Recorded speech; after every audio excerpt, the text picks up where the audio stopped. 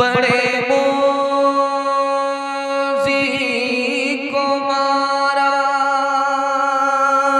नफ्स अम्मारा को गर मारा, नहंगो अज़दहा वो शेर नर मारा तो क्या मारा।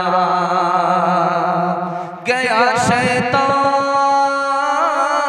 मारा एक सजदे के न करने में,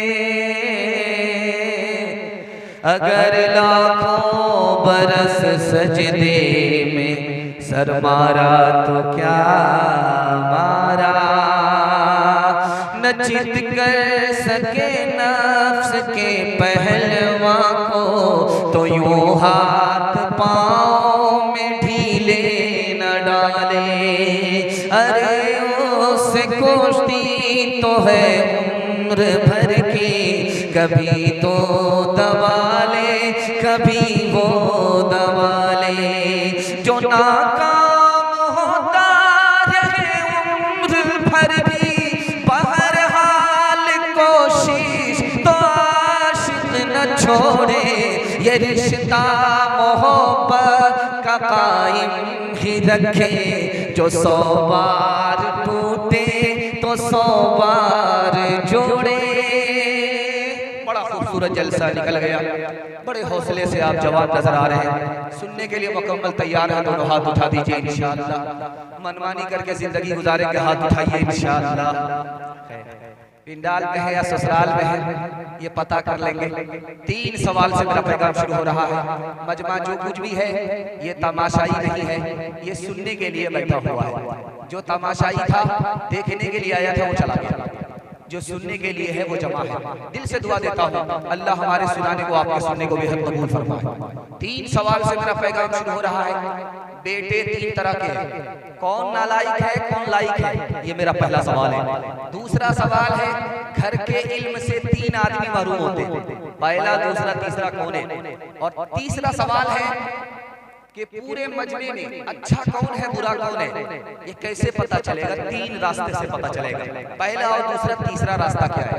रमजान गुजर गया, दिल में ख्याल ये रहता है कि रोजा कबूल किसका हुआ किसका नहीं हुआ, एक लाइन में जवाब आ रहा है।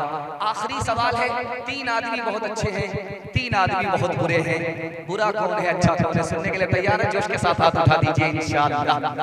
3 बेटे हैं, पहला बेटा है उसका नाम है पूत। बाप दादा ने जो दौलत छोड़ी उसको बाकी रखा। ये लड़का बहुत अच्छा तो नहीं है लेकिन बहुत बुरा भी नहीं है। दूसरा लड़का है उसका नाम है सपूत। बाप दादा ने जो जायदाद छोड़ी दौलत छोड़ी उसको बाकी भी रखा और बढ़ाया भी। ये लड़का सबसे होनहार है, दुआ करता हूँ अल्लाह ऐसा होनहार बेटा सबको अता फरमाए।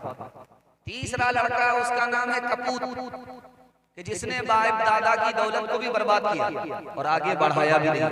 ये नालायक बेटा है, कबूलियत की घड़ी है, आसमान पर खुदा आ चुका है। दुआ करता हूँ अल्लाह ऐसे नालायक से सबकी हिफाजत फरमाए।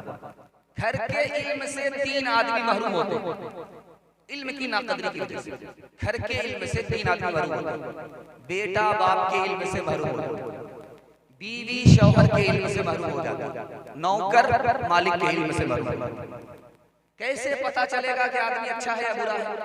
रफ्तार को देखिए कि चलता कैसे है, ये बता देगा कि आदमी अच्छा है या बुरा है। गुफ्तार को देखिए कि बोलता कैसे है, ये बता देगा कि आदमी अच्छा है या बुरा है। मामलात करके देखिए, किरदार बता देगा कि आदमी कैसा है। रमजान गुजर गया, किसका रमजान कबूल हुआ? एक लाइन में जवाब आ रहा।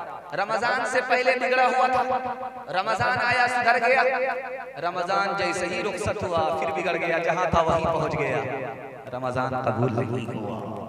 3 आदमी बहुत अच्छे हैं, जो पैदा नहीं हुआ, दुनिया की मुसीबत को इसने देखा नहीं, ये आदमी बहुत अच्छा है। जो मर गया तर गया, कीचड़ से पाँव निकाल लिया।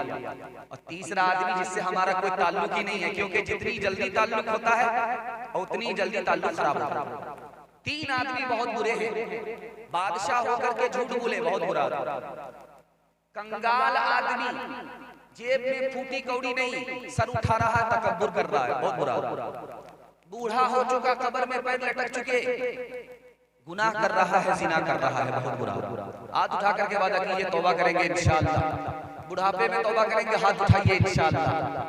कमर झुक के मिसले कमानी हुई, कमर झुक के मिसले कमानी हुई, कोई नाना हुआ कोई नानी हुई, कोई नाना हुआ कोई नानी हुई, उनके बालों में गालिब सफेदी हुई, उनके बालों में गालिब सफेदी हुई, कोई दादा हुआ कोई दादी हुई, कोई दादा हुआ कोई दादी हुई।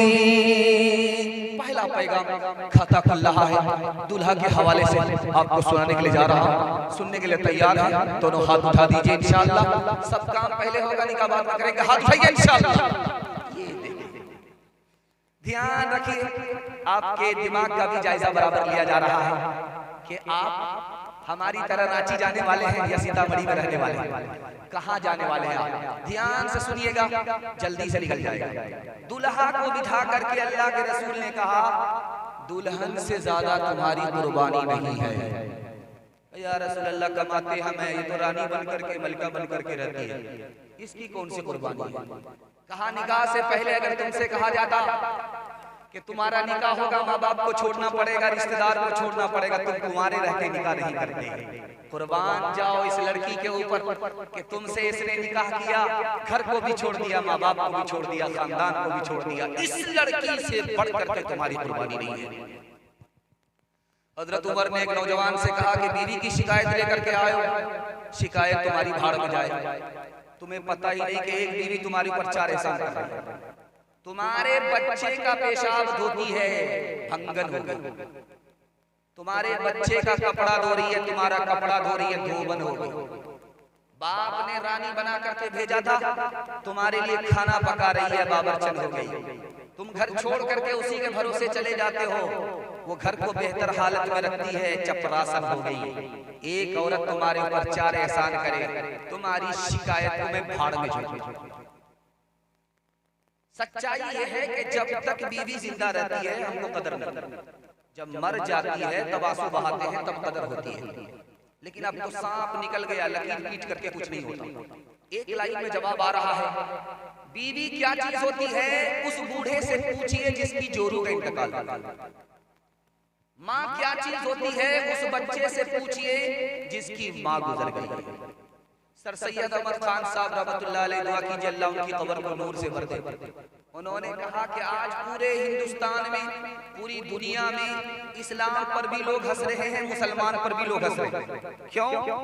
इस्लाम के बावजूद भी मुसलमान अपनी बीवी से बदतर सलूक कर रहा है, जानवर से भी बदतर सलूक कर रहा है। इसी नतीजे में आज पूरी दुनिया इस्लाम पर भी हंस रही है, मुसलमान पर भी हंस रही है। उन्होंने एक मिसाल दी कि रोमन कौन थी, नई लड़की को पसंद करती थी, जब वो पुरानी होती आती तो उसको हटा देती थी। कैसे हटाती थी? एक मुहज्जब तरीका था। ये कहती थी कि इसके ऊपर जिन सवार है, इसको जलाना पड़ेगा, इसके ऊपर जिन सवार है, इसको डुबाना पड़ेगा। जिंदा औरत को जलाना शुरू किया, जिंदा औरत को डुबाना शुरू किया, नई औरत को निकाह में लाना शुरू किया। एक औरत पर जुल्म ढाने की वजह से अल्लाह ने सफ़े हस्ती से उस कौम को मिटा। एक मिसाल पर पैगाम खत्म कर रहा हूँ, ध्यान से सुनिएगा। रुखसती का जब मौका होगा, लड़की जब रुखसत होती है तो सारे लोग रोते हैं, एक आदमी मगर हंस रहा था। तो छोटा बच्चा अपने बाप से पूछता है, बाबू सब लोग रो रहे हैं, रुखसती हो रही है लड़की की, ये तो समझ में आ रहा है, लेकिन एक आदमी क्यों हंस रहा? तो बाप ने पूछा कि बेटा कौन हंस रहा? अबू दूल्हा बाबू रुमाल मुंह में रख करके हंस रहा। अच्छा ये हंस रहा है, क्या घबराने की कोई बात नहीं है बेटा, ये तो रुखसती का मौका है, हम लोग रो रहे हैं, जिंदगी भर इसी कोरोना है इसलिए हंस रहा है। रोज उनका जो तुम आया देखते हो, जहाँ में उन्हें कामरा देखते हो, उनका सारा जहां देखते हो, उन्हें पर तरस आसमां देखते हो। ये समरे हैं उनकी जवां मर्दियों के, नतीजे हैं आपस की हमदर्दियों के।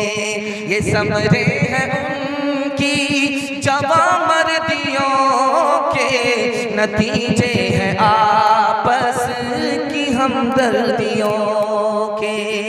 पहला पैगाम निकल गया, दुल्हन के हवाले से दूसरा पैगाम आ रहा है। सुनने के लिए तैयार है? जोश के साथ हाथ उठा लीजिए। आपका हाथ जोश के साथ उठता है तो मुझे भरोसा होता है कि आप लोग जिंदा हैं और गुलसिता में हैं, कब्रिस्तान में नहीं है।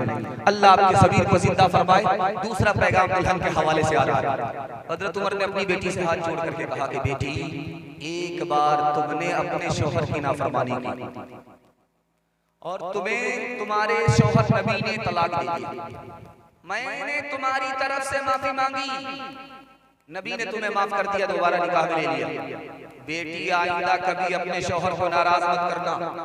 अगर मुझे पता चल गया कि दोबारा तुमने नबी को नाराज किया, शौहर को नाराज किया, तो जिंदगी भर मैं तुमसे बात नहीं करूंगा। अल्लाह के रसूल बैठे हैं, अचानक दस्तक हुई। कहा कौन? तो कहा मैं फातिमा। कहा बेमौका कैसे आई? कहा अली से खफा होकर के। कहा अली से खफा होकर के आई? बेटी, मैं तुम्हारा बाप हूं, अली तुम्हारे शौहर हैं। अली की इजाजत के बगैर मेरे घर में कदम मत रखना, वरना दरवाजा बंद तो मिलेगा, खुल नहीं सकता। बेटी, शौहर को नाराज मत करना, नाराज हो जाए माफी मांग लेना। अगर तुमने अली को नाराज किया, अली से माफी नहीं मांगी, अली ने माफ नहीं किया, बेटी तुम्हारा इंतकाल हो गया, मैं जिंदा रहा तो मैं तुम्हारी नमाज़े जनाजा पढ़ूंगा भी नहीं पढ़ूंगा। तीसरा नमूना आपकी खिदमत में आ रहा, आप देखेंगे आदत के मुताबिक समाज में जब पहली मर्तबा लड़की ससुराल से मैके आती है, चाहे 3 दिन कहीं रस्म है, कहीं 2 दिन है, कहीं 7 दिन है, जब लौट करके आती है तो मोहल्ले भर की औरत घेर लेती है। सवाल जवाब होता है, बेटी ससुर कैसे थे? तो लड़की कहती सुभान अल्लाह। शौहर कैसे थे? माशाअल्लाह। ससुराल कैसी थी? अल्हम्दुलिल्लाह। अब एक औरत आगे बढ़ करके कहती बेटी जल्दी बताओ सास कैसी थी? लड़की कहती अस्तगफिरुल्लाह, ला हौला वला कुव्वता इल्ला बिल्लाह, इन्ना लिल्लाहि जल्लतु जलालतु इस बला। माँ तो माँ होती है, समझ गई मेरी बेटी को सब पसंद है लेकिन सास पसंद नहीं है। माँ ने बेटी को हौसला भी दिया, अदब भी दिया। बेटी, तुम्हारे जवाब से मुझे अंदाजा हो गया तुमको सास पसंद नहीं है, लेकिन मेरे सवाल का जवाब दो। पहली मर्तबा जो मैके से ससुराल गई थी, कौन लेकर के गई? सास आई थी। 100 लड़की ने मुझको देखा सुना पसंद किया, बहू बनाया, मैके से ससुराल ले गई। कहा कि बेटी ये सास का ही एहसान है, इतनी अच्छी ससुराल मिल गई। ये सास का ही एहसान है, इतने अच्छे शौहर मिल गए। ये सास का ही एहसान है, इतने अच्छे ससुर मिल गए। बेटी, सास को बला और मुसीबत मत समझना। सास कभी माँ होती है, कभी माँ से बढ़कर होती है। एक औरत आई झाड़ फूक कराने वाले के पास और कहा कि मेरा शौहर बात बात पर मुझको मारता है, ऐसी तरकीब कर दीजिए कभी हाथ भी न उठाए, जितना पैसा लीजिएगा हम देने के लिए तैयार हैं। एक चुटकी में तुम्हारा मसला हल हो जाएगा। ये पानी पढ़ करके दे रहा हूं, जब झगड़ा शुरू हो मुंह में पानी लेकर के बैठ जाना, कुछ बोलना नहीं। अब क्या था, जिंदगी भर का झगड़ा एक दिन में खत्म हो गया। क्योंकि झाड़ फूक करने वाले को पता था इसकी जबान चलती होगी, उसका हाथ चलता होगा। अगर मर्द हाथ पर काबू रखे, औरत जबान पर काबू रखे, तो अल्लाह टूटे फूटे घर को जन्नत बना देता है। एक कहानी बताने के लिए जा रहा हूं, इस पर पैगाम को खत्म कर। नौकर चुगलखोर औरत के पास आकर के बोला कि तुम्हारा शौहर दूसरी शादी करने जा रहा है, और शौहर के पास आकर के बोला कि तुम्हारी बीवी दूसरी शादी करना चाह रही है, तुमको रास्ते से हटाना चाह रही है। तुमको यकीन नहीं आ रहा तो रात ही में आंख बंद करके लेट जाना, सोना नहीं पता चलता। और बीवी के पास आकर के कहता है कि तुम्हारा शौहर दूसरी शादी कर रहा है, तुमको सिर्फ एक काम करना है कि दाढ़ी के बाल काट करके लाओ, मैं झाड़ फूक करूंगा, तुम्हारा मसला हल। अब लड़की चुपके से उस्तुरा लेकर के जब शौहर के पास आई है दाढ़ी के बाल काटने के लिए, तो वो तो अंठा करके सोया हुआ था। वह तकल्लुफ सोया हुआ। उसने आंख खोल करके देखा तो उसको यकीन आ गया ये मेरा कत्ल करने के लिए आ गया। उस चुगलखोरी के नतीजे में मासूम औरत की जान चली गई खुद शौहर के हाथ से। इसलिए आप हाथ उठा करके वादा कीजिए, अपनी आंख पर भरोसा कम करेंगे, दूसरे के कान पर भरोसा ज्यादा करेंगे। हाथ उठाइए इंशाअल्लाह। ये देखिए कहां है, जो न देखा न सुना है वो हुआ करता है। अब तो बेपर का परिंदा भी उड़ा करता है। अब तो बेपर का परिंदा भी उड़ा करता है। जो न देखा न सुना है वो हुआ करता है। अब तो बेपर का परिंदा भी उड़ा करता है।